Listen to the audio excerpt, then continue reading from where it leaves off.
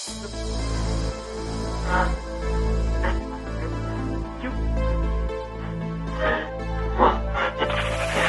attempted assassination of Donald Trump.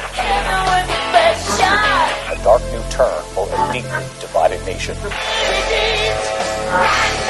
Assassination attempt of a president in more than 40 years. The FBI is now investigating a shooting in West Palm Beach. Taking the shot! An attempted assassination against former President Donald Trump.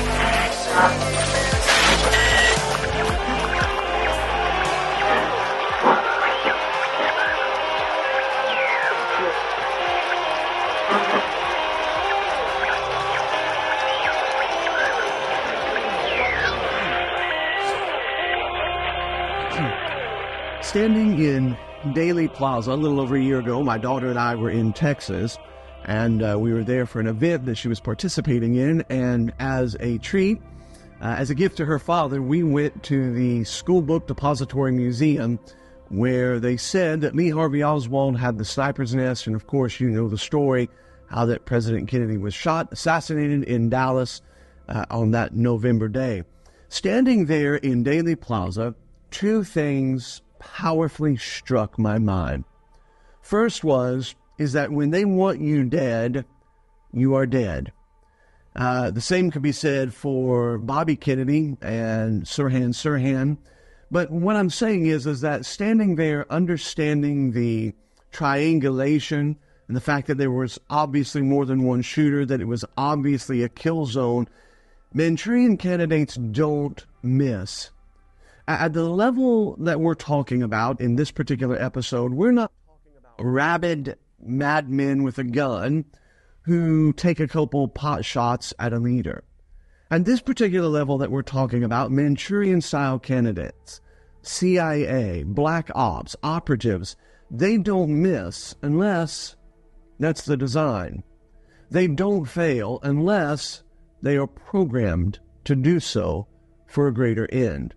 The second thing that struck me is that there are easier ways to get leaders out of the way. I mean, the fact of the matter is, John Kennedy was sleeping with anything on two legs. I mean, it would have been very easy to out him, to bring him to public shame and get him out of the office. The fact of the matter is, I think it would have been easier just to have him not be elected again. I believe our elections quite possibly have been corrupt, shall we say, have it in the hands of the power brokers, shall we say, for a very, very, very long time. So to assassinate a leader is messy, no pun intended. To kill somebody publicly, it invites scrutiny. It invites attention. It invites these kind of things. And the truth is, criminals don't want attention. Criminals don't want the light. Criminals don't want to be in the public. They don't want to be recognized. They want to move around in the shadows. Criminals do, but the occult, now that's a little bit different. The occult actually wants to be in the twilight. Enough darkness where they're able to conduct their affairs and do what they want to do without exposure, but enough light to where you see it, are trained by it, conditioned by it, and in fact, it's enough light in the twilight to shape the world in which we're in.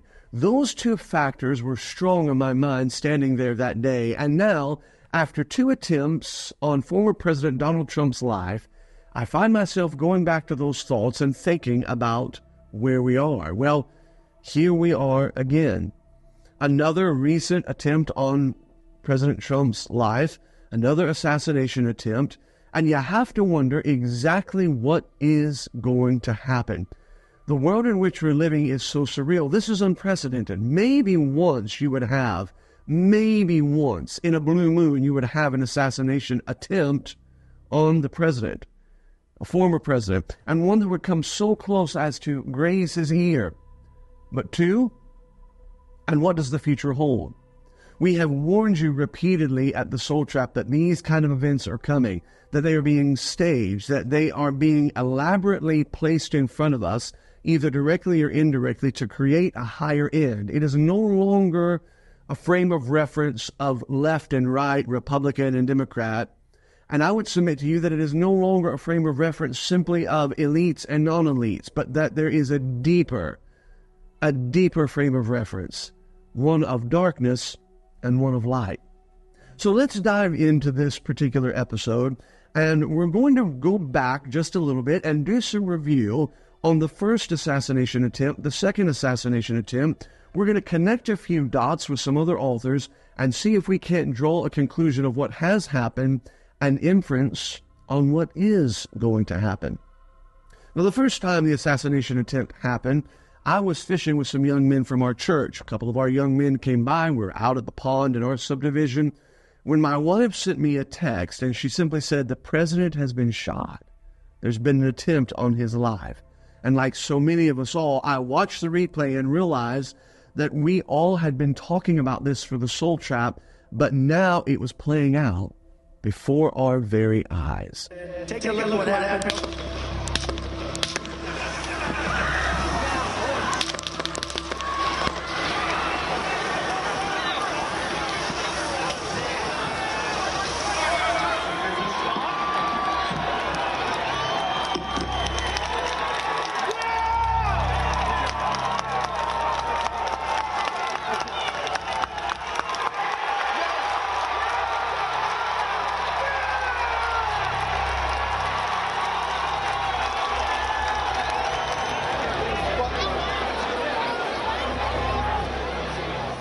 Of course, after this event, there was an influx of expectation.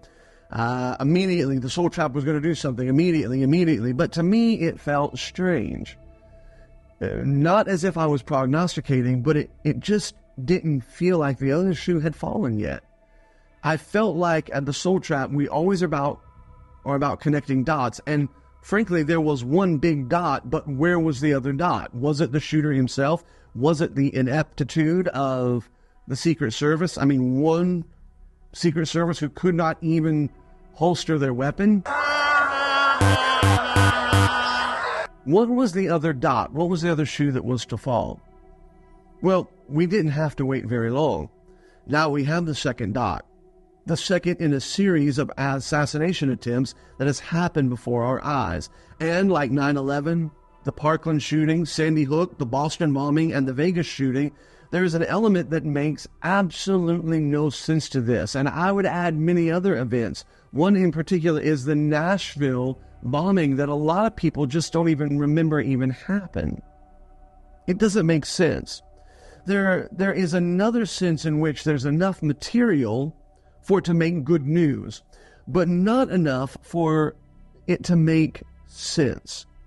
It doesn't take much effort to look beneath the surface and see that all the things are not as we are being told that they are. So let's review again for just a moment the first attempt. What do we know? What do we not know? What makes sense about that attempt on the president's life there in July, and what doesn't? And what stands out as mind-numbingly insane?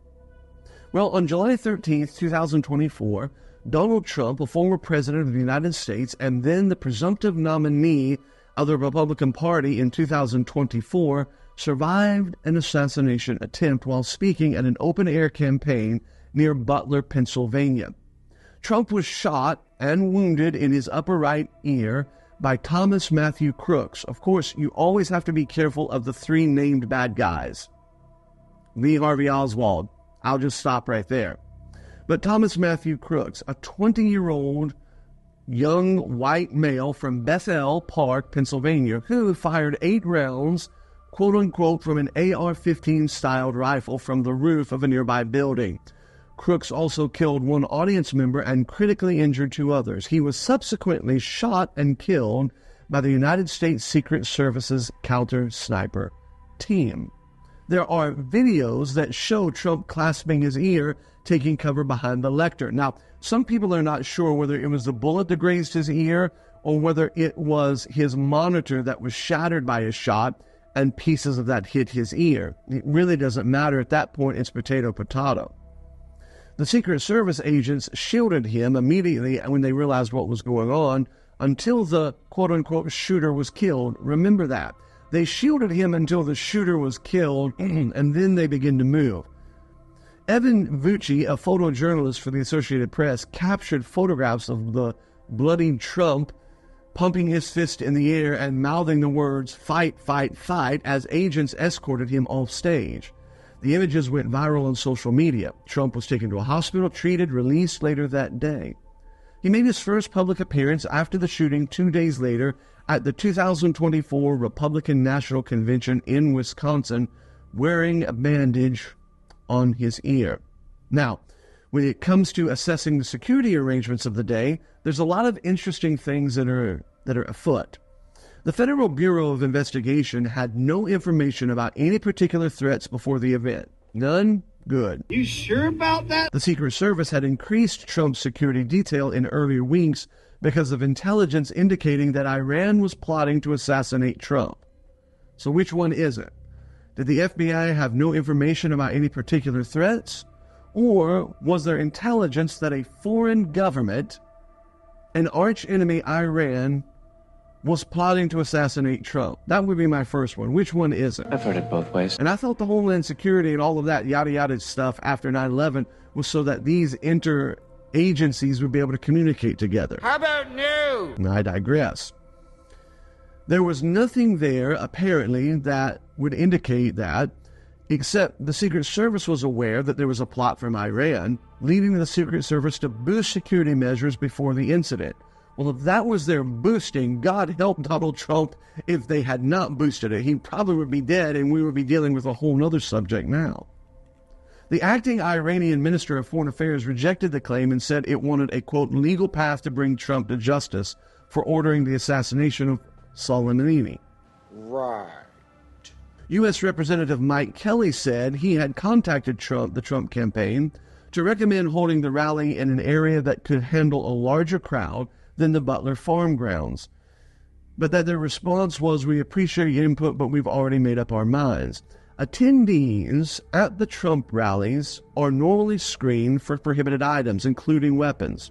The Secret Service routinely screen and monitor nearby buildings, businesses, including structures outside security perimeters.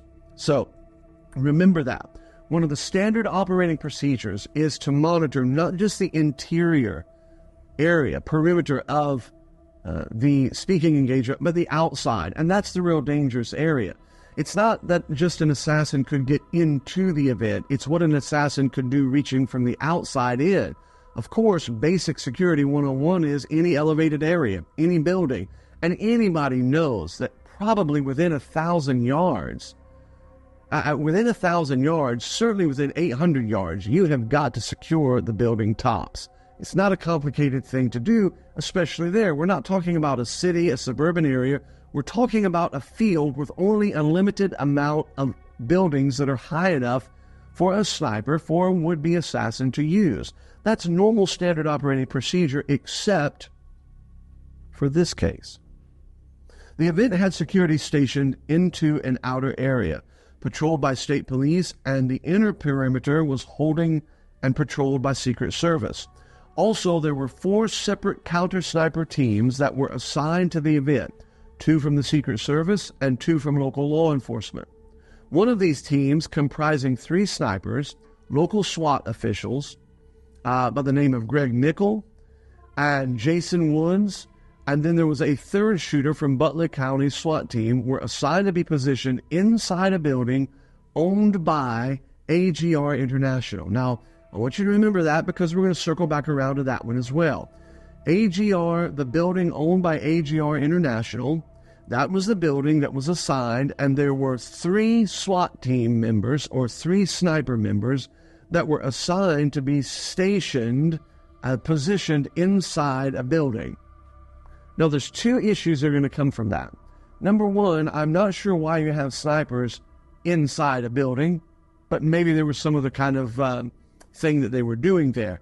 The second thing is that building is going to be very important because there will be a 4th shooter, not a part of the team, directly related to that building in just a few moments. Now, let's get down to the shooting. On July 7th, 2024, Thomas Matthew Crooks visited the Butler Farm Showgrounds, the site of a future campaign rally announced by Trump 4 days earlier. He spent 20 minutes there and registered to attend the rally. On July 12th, Crooks went to a shooting range and practiced his rifle. A DPMS Panther Arms-produced AR-15 style rifle with a 16-inch barrel chambered with 5.56 45mm NATO rounds, which he had bought from his father. Now, on July 13th, the day of the assassination attempt, Crooks bought a 5-foot ladder before driving to the site of the rally in the morning. Now, that to me is a fascinating thing there. So he goes and plans it out on the 7th, attends the rally. On the 12th, he goes to a shooting range the day before. But on the day of, he stops by wherever and picks up a ladder. So he had to know where he was going, but he waits the day of to get the ladder. Again, these are the questions that come up to your mind.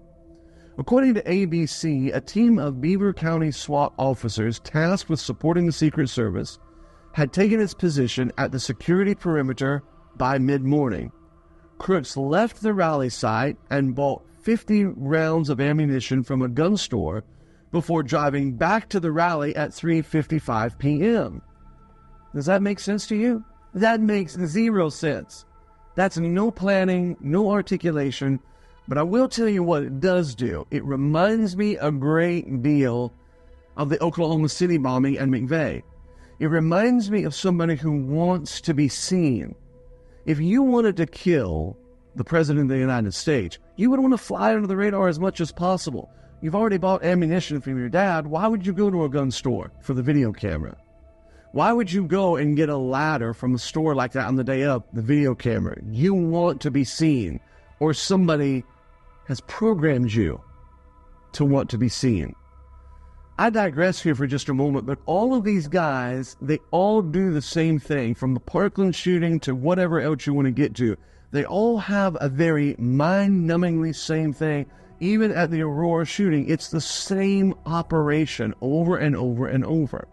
So, armed with his rifle and with an explosive device in the trunk of his car. Why? What's the explosive device? How is he going to use that, and why didn't he use that? Crooks did not undergo security screening, as he had been outside the Secret Service's security perimeter for the rally. Around 3:50, Crooks flew a drone for about 11 minutes, showing the scene behind his eventual firing position. Again, sketchy, yes. Illegal, I don't know. I think I would be a little bit nervous, but maybe they'd have a problem with it. At 4:26 p.m., local law enforcement counter sniper ended his shift and spotted Crooks around the southernmost warehouse of a complex owned by AGR International, in which police counter snipers were positioned. Again, this guy was not operating in the shadows. This guy was not operating surreptitiously. He's operating in the most visible way that you can operate. I'm going to go to the gun range and I'm going to practice. I'm going to buy ammunition from a gun store. I'm going to go the day of and get a ladder. I'm going to fly a drone. That's what I'm going to do. I'm going to fly a drone and risk somebody seeing me fly a drone. And then I'm going to go to the very building where snipers are stationed. In or on, we're still not sure. But already there was somebody that spotted Crooks around 4:26. Now, sometimes it's the little words that give it away. The little things. Spotted. Not like I'm a Sherlock Holmes, but do you know what that word spotted means? Well, it means he didn't belong there. So, if I'm walking through Walmart, let's do it like this. If I'm walking through Walmart and you see me at Walmart, you'd be like, oh, that's cool. I saw him at Walmart. But if you saw me, I'm trying to think here, if you saw me at a scrapbooking convention, you would spot me at a scrapbooking convention. Why? Because I don't belong there. Now, if you were a male and you go, well, I'm really, really big into scrapbooking. Why are you gay? Then I invite you to get born again. But I don't want to digress. I'm not gay no more. I am delivered. I don't like men no more. The point that I'm saying is that when they said they spotted him, that means that he didn't belong there. Something wasn't right.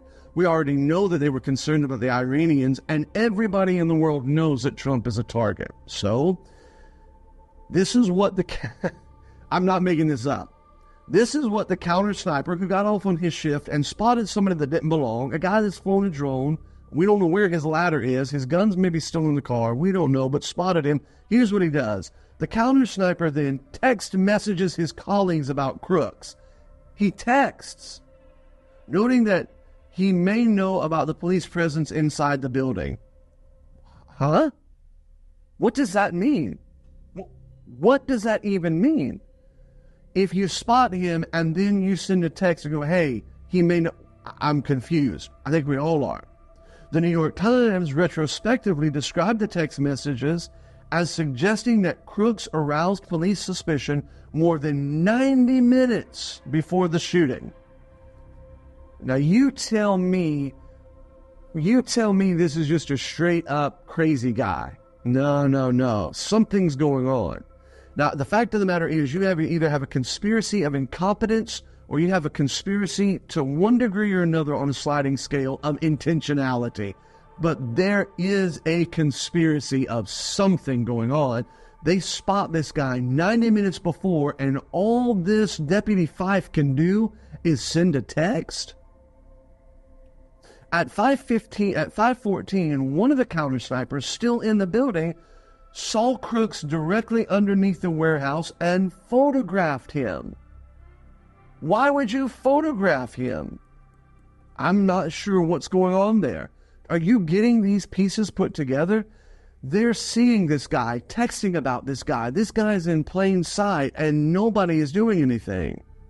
The counter sniper saw him, quote unquote, scoping out the rooftop of the building and carrying a golf rangefinder, which particularly alarmed officers. You have got to be kidding me. And yet nobody's doing anything? Nobody's saying anything? So you either have gross malpractice, gross incompetence, or what else do you have? Well, seeing what was happening, seeing a guy walking around with a rangefinder, snooping around, what would you do as a counter sniper? Well, this counter sniper decided to text a message. That's great. What did he do? He's so close that he text messages images of crooks to other members of law enforcement before heading outside to find him and keep visual contact while backup arrived. Really? Okay. Crooks ran from his position and evaded a search joined by 4 other local police officers. Ding, ding, ding, ding, ding. Stop. Right now, at this point, right here, you would have I'm about the only military experience I have is playing Call of Duty, which I'm really good at, but I digress. But even I know this. If you've got a guy snooping around with a rangefinder, being where he shouldn't be, you've already been text messaging and warned, you take a picture of him and he tries to evade, don't you think signals go up all over the place? Don't you think you slow roll that rally? Don't you think you let the Secret Service know? Don't you think you find him? How does he evade? Where does he go? Where does he hide? It's not rocket science. We're not talking about a city. Look at the shots of the area. Look at the schematics of the area right now on your screen. There's not a heap of places to hide and run. So Crooks ran from his position, evaded search, joined by 4 other local police officers. Law enforcement officers spotted Crooks between 20 minutes and 30 minutes before the shooting. Multiple law enforcement officers identified Crooks and believed that he might have been acting suspiciously near the event's weapons detector. They expressed their suspicion over radio, and the Secret Service was informed at this point. Got it. What do? We got a guy running around. There's a lot going on. What do we do? Well, what does the Secret Service do? Well, Trump arrived on stage at 6:30 p.m., and at 6:05 p.m. he started speaking. What do? Hey, get the president up there like normal. That's exactly what they did. There was no slow roll. There was no anything. They weren't taking care of anything. Here's the fascinating thing. This untrained, unmilitary, unresourced young man, Crooks, is able to avoid police and those that were there looking for him for 30 minutes. Here's the kicker. And he's able to go right back to the same area that he was scouting out. Now, it's one thing if you avoid somebody and you go from point A to point B, but this cat is doing everything that sends up the signals of an active shooter at point A. They chase him from point A, but there's no security, no perimeter, and what does he do? He goes right back to point A. Now, let's pause for a minute.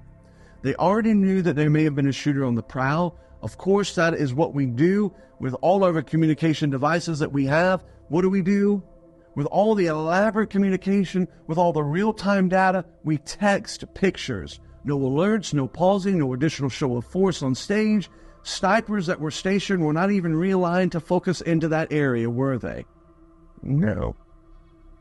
At 6:06 p.m., Crooks scaled an air conditioning unit between the northernmost AGR International buildings to reach the roof of the complex, rather than using his ladder. Now, that's an interesting one right there. He scaled an air conditioning unit. He walked across a series of interconnected roofs to reach his eventual firing position on the southernmost roof, between 400 feet and 450 feet north of the venue stage. 400 feet. That's a little over a football. It's a little over 300 yards. I think 300 feet is 100 yards. This guy got literally within a football field length of the president.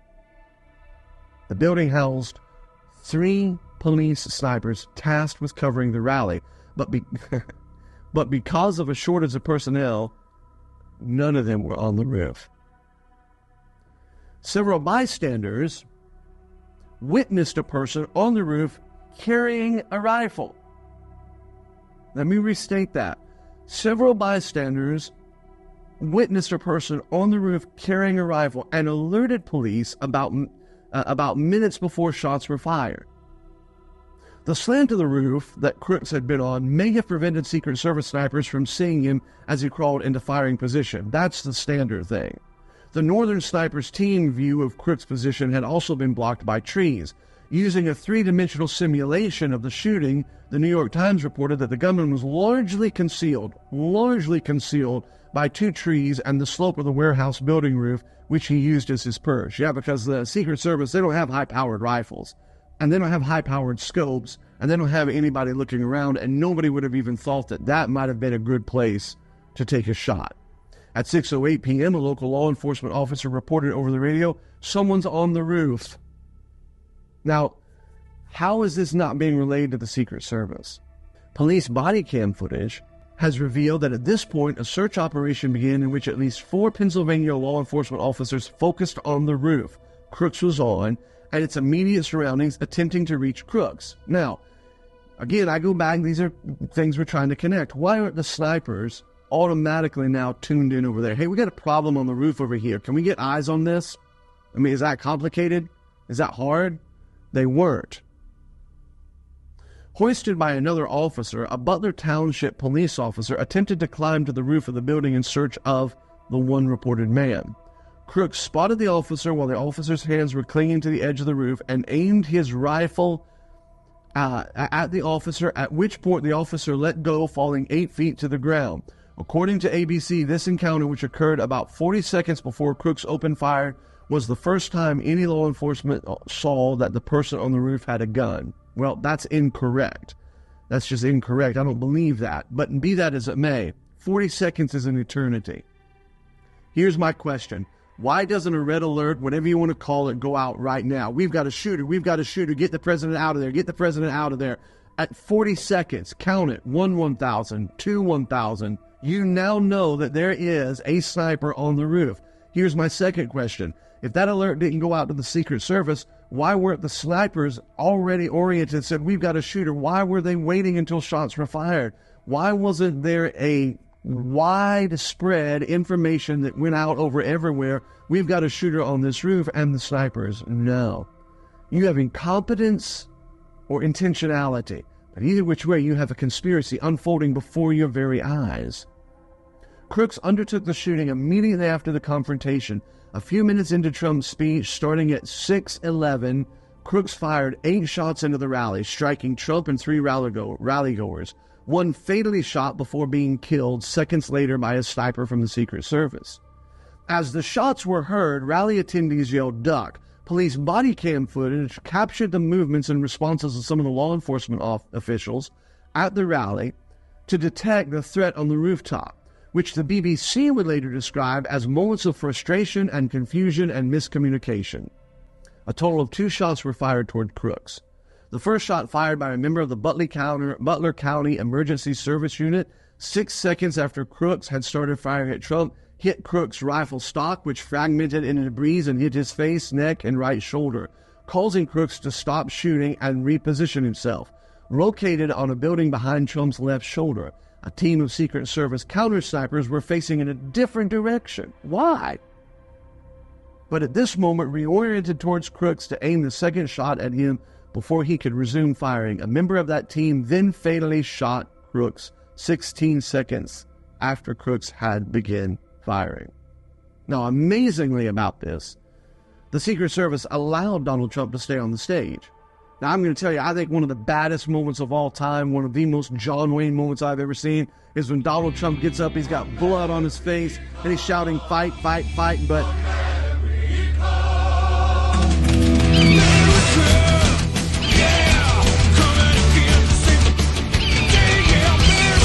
if you look at that from a security situation, that was the most stupid thing you've ever seen in your life. How did they know that that was the only shooter? How did they know there was not another shooter? You hear Donald Trump going, "Wait, wait, my shoe." Who gives a rat's butt about your shoe?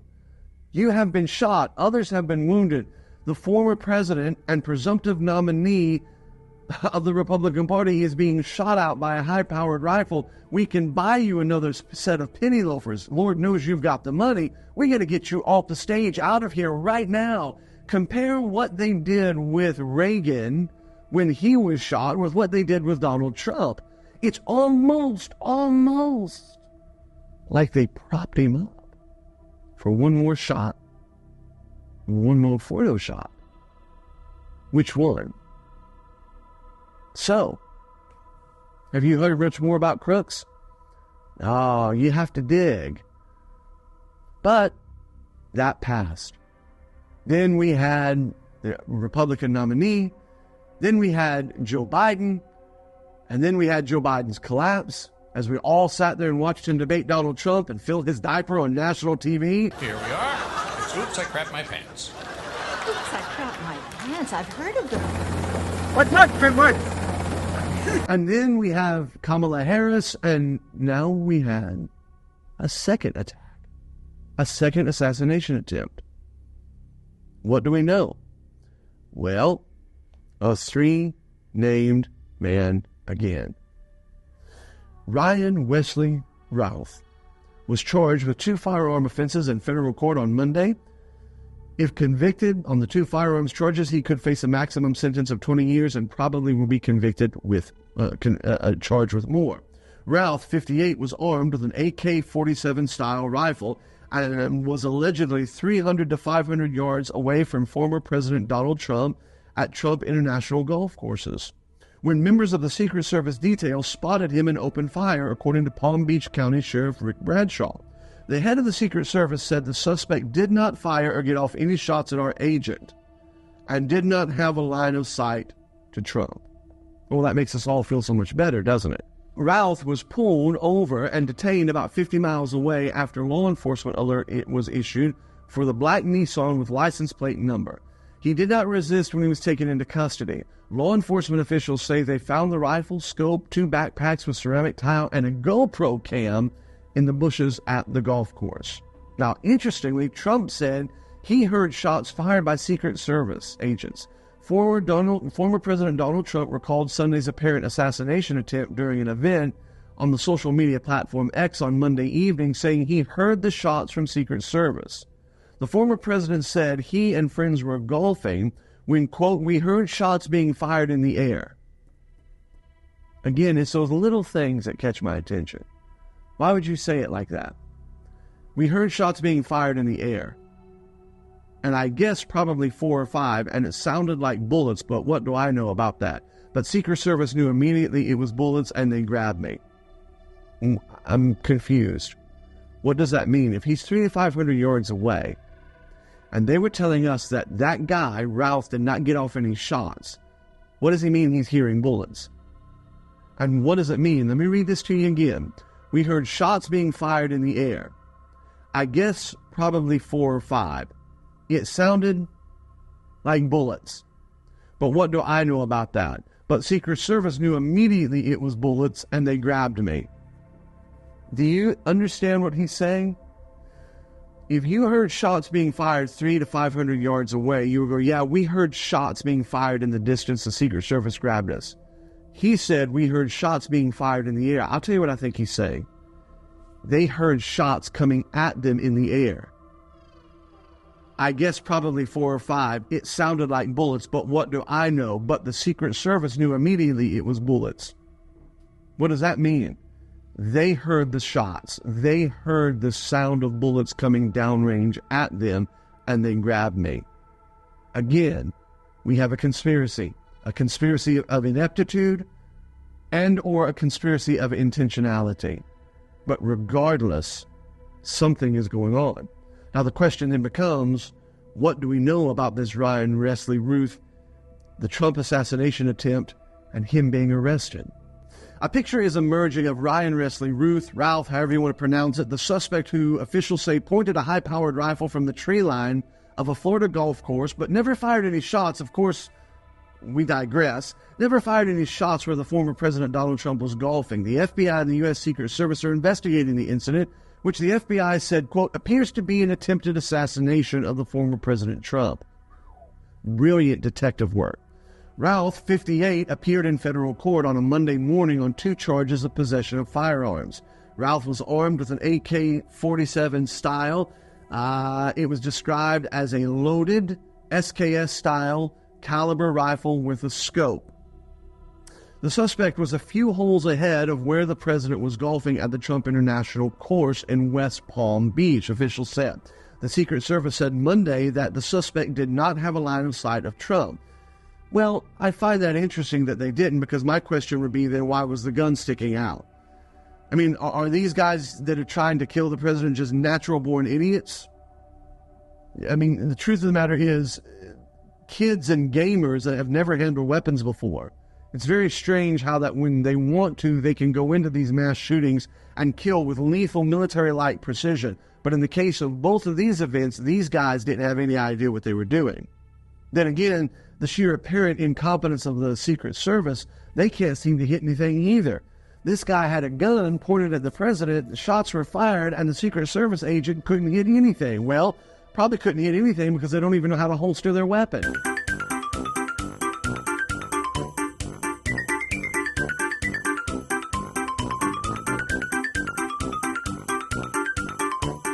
Bradshaw said a witness then saw a man jump out of the bushes and flee in a black Nissan SUV. Officials got the license plate number, and the car was pulled over about 50 miles north of the golf course on I-95. The driver was detained and identified as the suspect. Now, I go back to the Timothy McVeigh. What did Timothy McVeigh do? Well, Timothy McVeigh apparently jumped into a bright yellow car with no license plate, gets on the interstate, speeds, and down the interstate they catch him. Okay. Even if you're in the Matrix, you know, you got to stay away from the interstate. Right? Morpheus always says stay away from the interstate. You're going to get caught. You always told me to stay off the freeway. Yes, that's true. So what does this guy do? Well, here's what we're told. A witness saw him jump into a black SUV. Somehow, officials got the license plate number, they got the make, the model, but he was able to get 50 miles? 50 miles? I mean, you don't have a radio that goes out. Do these guys not know how to communicate? They don't have a radio that goes out all over. We just had an attempt on the president's life. Here's the make, here's the model. I mean, I don't know. It doesn't make sense to me. So they knew the car. They knew that they were close enough to get the license plate. But no one chases. There's not one cop car that chases down not one Secret Service guy that like Jack Bauer from 24 that jumps in a car and gives chase. No, we catch him on the interstate, and this guy doesn't have a problem driving on the interstate. Man, why would you do that unless you wanted to get caught? Unless it was all part of the programming. According to an affidavit from an FBI agent, data obtained from Ruth's cell phone service provider showed that his phone, now listen to this, his phone was in the vicinity of the area along the Trump International tree line for 12 hours before the encounter, from approximately 1:59 a.m. to approximately 1:31 p.m. Now that makes absolute sense to me. We've had an assassination attempt on the president, so there's no problem with the guy pulling up his car close to the bushes on the tree line at 2 a.m. in the morning where you know the president is going to play golf, and from 2 to 3, 3 to 4, 4 to 5, 5 to 6, 6 to 7, 7 to 8, 8 to 9, 9 to 10, 10 to 11, 11 to 12. Nobody checks it out. 12 sleepless hours later. Nobody patrols by, nobody goes by. It's a black SUV. What's the worst thing that could happen? On Tuesday, agents with the FBI Homeland Security investigated and raided Ruth's home in the Hawaiian Islands. A CBS News crew counted at least 8 federal agents inside the home. Sarah Rice, an FBI spokesperson on the scene, described the federal activity as court-authorized. That's interesting.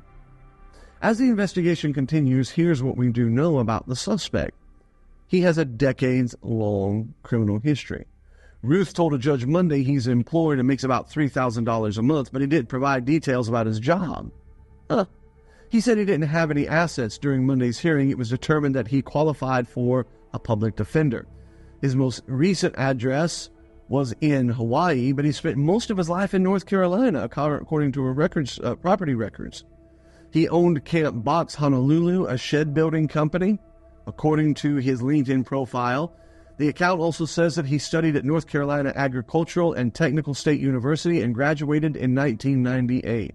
Records show that he had issues with the law going back to the 90s, including a lesser charge of writing bad checks. But in 2002, he was charged with possession of a weapon of mass destruction, a felony according to North Carolina Department of Corrections. In another incident, he was charged with misdemeanors, including a hit-and-run offense, resisting arrest, and concealed weapons violation. But his son, Orrin Ruth, told CBS News his father wasn't violent, and he said he was definitely surprised by the latest allegations. Isn't it funny? I seem to remember the Vegas shooter's brother saying the same thing. We're very shocked. It's always that way. Ever any indication at all that this would... Nothing. That we're lost. I don't understand. There's no anything. Describe the brother you know. Describe the man you know. He's a guy. He's just a guy. He's a good person. He's been a hard worker his whole life. He's a great man and a good dad, nonviolent and was never abusive. I was definitely surprised this happened. He taught us to work hard and be good people. I haven't known him to own guns or ever hurt anyone in any way. Always tried to help his community in any and every way possible. Now, is that just a son sticking up for his dad? Or are there two different people that are being described here? One, a killer. One, a regular person. What's the difference? Somebody has the on and off switch.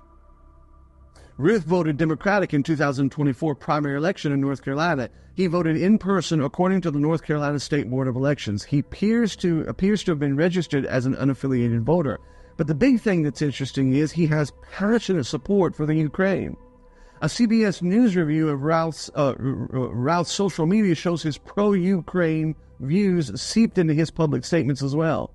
He was passionate about supporting Ukraine, even traveling overseas in hopes of fighting the country's war against Russia.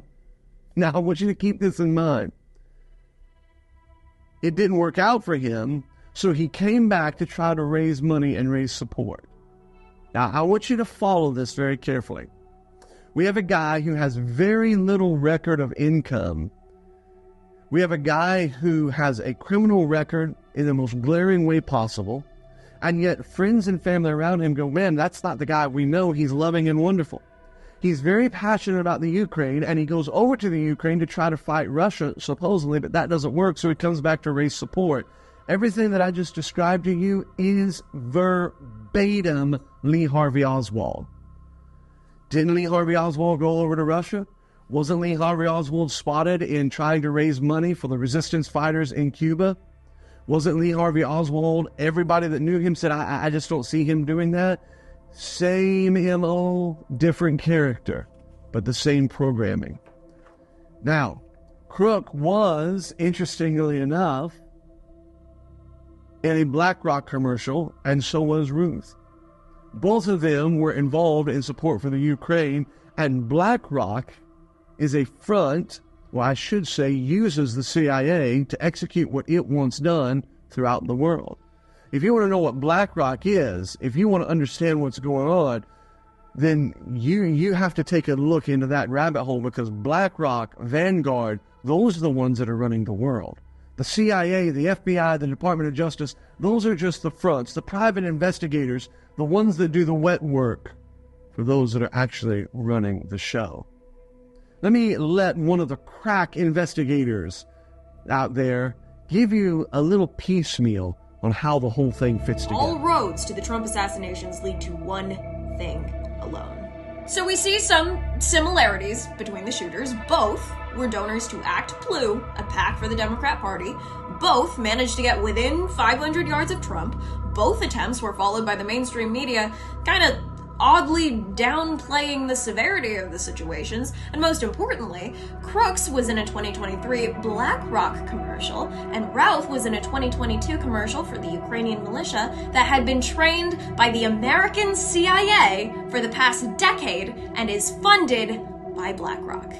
Here's the explanation. So for context, Ryan Routh was a construction worker in North Carolina that moved to Hawaii, has a house and a business there that wasn't making any money, so he was listed as unemployed. But he really cared about standing for Ukraine, so this former construction worker with no income, operating entirely alone, ran a website offering Americans $1,200 a month to fight for Ukraine, was illegally moving Afghani soldiers fleeing from the Taliban in Pakistan and Iran to fight for Ukraine, dropped everything for months at a time to fly himself to Ukraine, and flew to DC to lobby for Congress to recruit soldiers for Ukraine.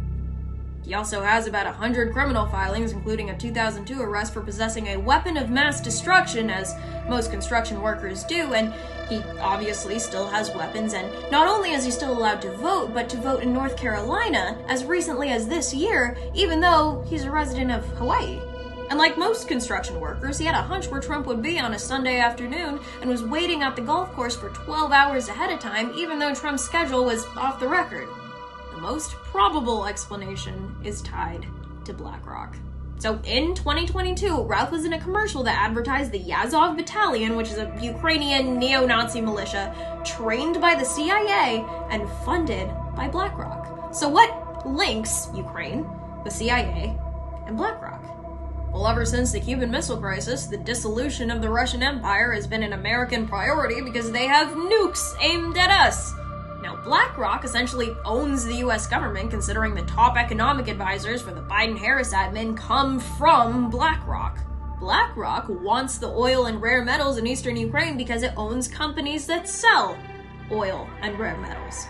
So last year, BlackRock paid Ukraine $500 billion in exchange for all of Ukraine's main assets and put Ukraine in permanent debt to BlackRock. And since BlackRock owns our government, our CIA is BlackRock's personal military.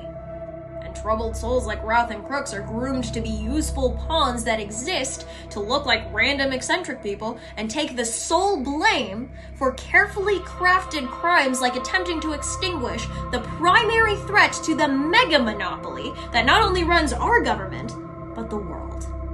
Hence, after Crooks died and was supposed to be examined by the House Task Force, the FBI took the body and cremated it in secret. Not only law enforcement knew until 13 days after. Nobody sat his parents down and asked them why their kid had bombs or how he got the money for this, and they never will. The crime scene was scrubbed. So if it wasn't obvious before, it should be obvious now that your government, the CIA, the FBI, the Secret Service are a unit. Not because they're all buddies and love each other, but because they're owned by the same people. So anyone that threatens them, regardless of party affiliation, is a target.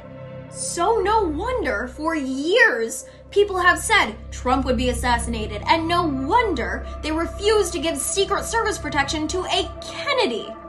This is the mega monopoly versus the people, and always has been. But thanks to private media, we know that now.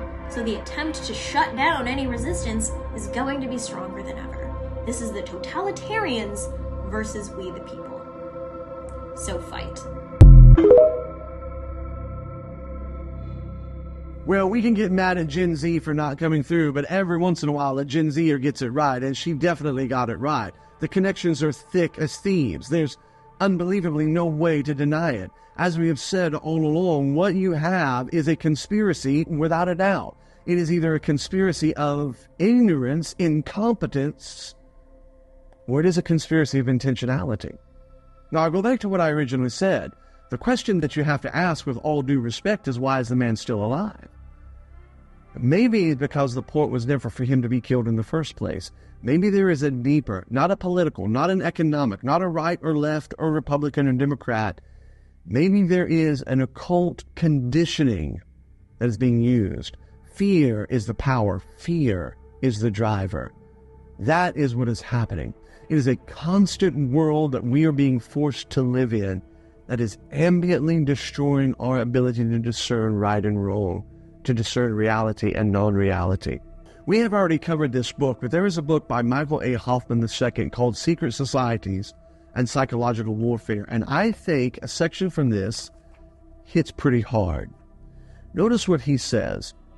The public has been trained to do this by two principal methods: direct speaking, archetypal messages of pure terror, psychic driving, as the CIA's Dr. Ewan Cameron termed it, encoded in massively publicized lone nut mass murders, and the sinister flattery heaped upon them by their masters in the cult of civilization and progress. As one writer has observed, the most amazing thing about the American people is that they are constantly defending their worst betrayers. Who then is the modern man?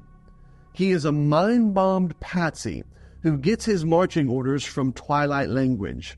Key words sprinkle throughout his news and current events, even as he dances to the tune of the elite managers of human behavior. He scoffs with great derision at the idea of the existence and operation of a technology of mass mind control emanating from the media and government. Modern man is much too smart to believe anything as superstitious as that.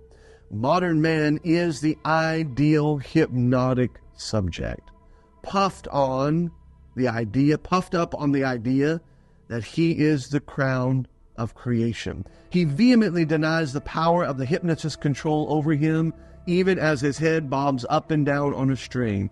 What we observe in the population today are the three destructive symptoms of persons whose minds are controlled by alien forces: amnesia, abulia, loss of will, and apathy, loss of interest in events vital to one's own health and survival. That is exactly what happened. The first thing came along, the first assassination came along, and it was gone in a week. The second one has come along, and we've moved on, gone in a week. It is a cult-like. There's a great book by Daniel Estelin we highly recommend, The True Story of the Bilderberg Group. This is a great read and phenomenal. But let me read to you a section from his in chapter number 14. According to the Department of the Army pamphlet number 525-7-1, The Art and Science of Psychological Operations, the Secretary of Defense is the principal assistant to the President in all matters relating to the Department of Defense. and exercises direction, authority, and control over the department. He serves as a member of the National Security Council. Among the several principal military and civilian advisors and staff assistants to the Secretary, his assistant, Secretary for International Security Affairs, has major psychological operations-related responsibilities. We call these PSYOPs. Hadley Cantrell, a successful 1940s sociologist and public opinion researcher, explained this in his book in 1967 called The Human Dimension: Experiences in Public Research, published by Rutgers University.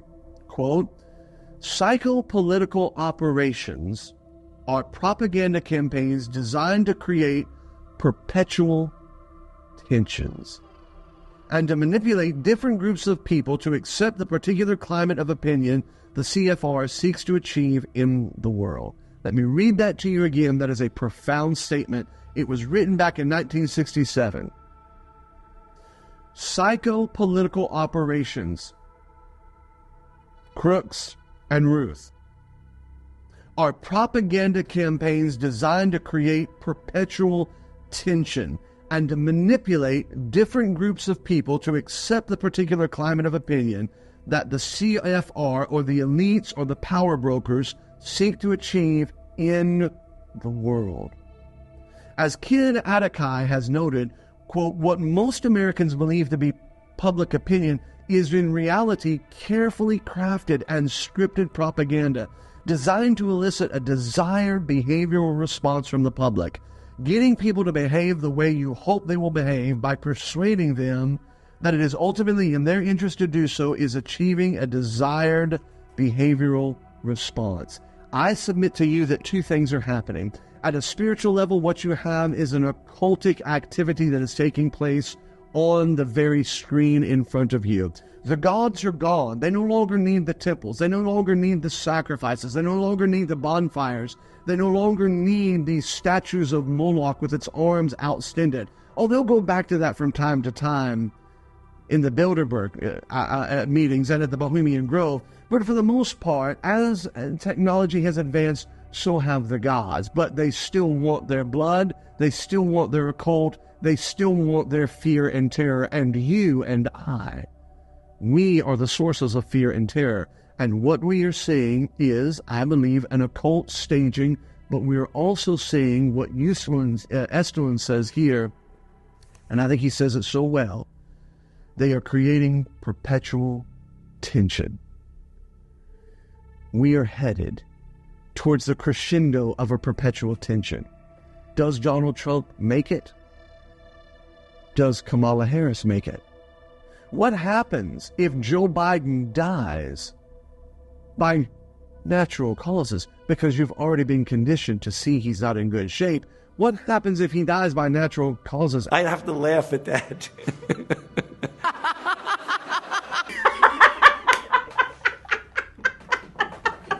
Natural causes and Kamala Harris becomes president. Could she, with executive powers, suspend the election? Could she, with executive powers, attacked by Russia or Taiwan attacked by China, suspend? What if there's another attack on Donald Trump? At what point will this country be pushed and mark it down? Civil war is not going to be state against state.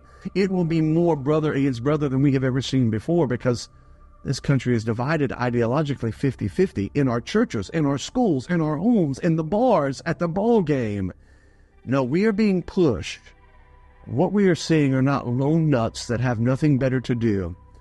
I believe we are seeing useful idiots.